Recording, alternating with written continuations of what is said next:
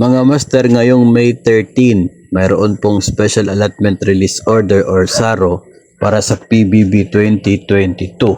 Ito pong Professional Regulation Commission or PRC at maging ang Parole and Probation Administration na sakop naman ng DOJ.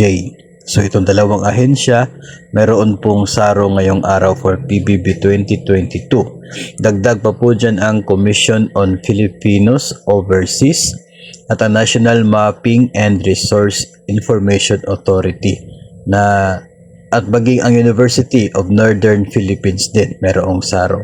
Samantala sa mga DepEd naman po na mga division personnel, ito po sa Region 2, Quirino, Isabela, Nueva Vizcaya, Cagayan, Division of Tuguegarao City. Sila po ay mayroong SARO para sa PBB 2021 ng mga division-based personnel.